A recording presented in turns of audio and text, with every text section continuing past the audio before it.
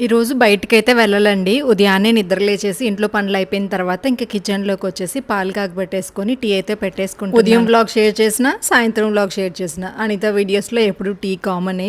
So, ఇంక ఈరోజైతే tea పెట్టేస్తున్నా. ఇద్దరే కదా ఉంటున్నారు. ఏంటి ఇంత షుగర్ ఏస్తున్నావు, ఇంత టీ పౌడర్ ఏస్తున్నావు అనుకోకండి. మా ఇంట్లో హెల్ప్ చేస్తారు కదండీ! వాళ్ళకి కూడా టీ పెడతాననమాట. సో, ఇంక అందుకని ఈరోజు ఇంకా టిఫిన్‌కైతే ఏం లేదు. పెరుగన్నం కలిపేసి దద్దోజనంలాగా చేద్దాము అని చెప్పేసి పొద్దున్నే ఇంకా టీ అయిపోగానే బియ్యం అయితే నానబెట్టి పెట్టుకుంటున్నా.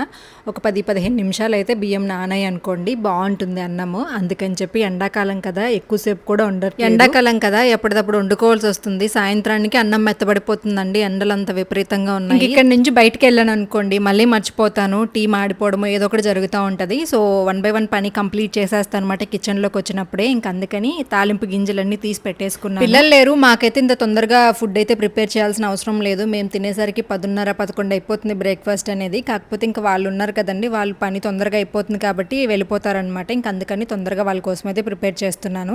టీ తాగేసిన వెంటనే అన్నం అయితే వండేసి పెట్టేశాను. కొంచెంసేపు ఇంకా ఫ్యాన్ కింద చల్లారి పెట్టేసి ఇంకా తాలింపు అయితే వేసేస్తున్నానండి. పెరుగన్నం అయితే కలిపేసుకొని ప్యాకెట్ పెరిగే వాడుతున్నా. ఇంకా పిల్లలకి స్కూల్స్ స్టార్ట్ అయిన తర్వాత పాలు కొంచెం ఎక్స్ట్రా తీసుకొని నేనే కుండలో తోడు పెట్టుకుందాము అనుకుంటున్నాను.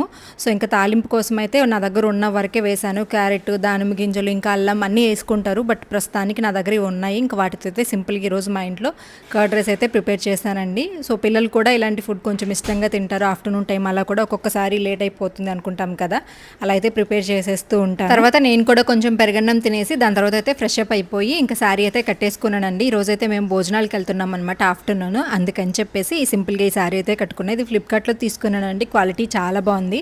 బయటకి ఎక్కడికైనా వెళ్ళేటప్పుడు నేను కొంచెం సింపుల్గానే రెడీ అవుతాను. కొంచెం షై ఫీల్ ఎక్కువ అనమాట నాకు, అందుకని. సో, లుక్ ఎలా ఉంది ఫుల్ వీడియో అయితే టైటిల్ కింద పెట్టాను.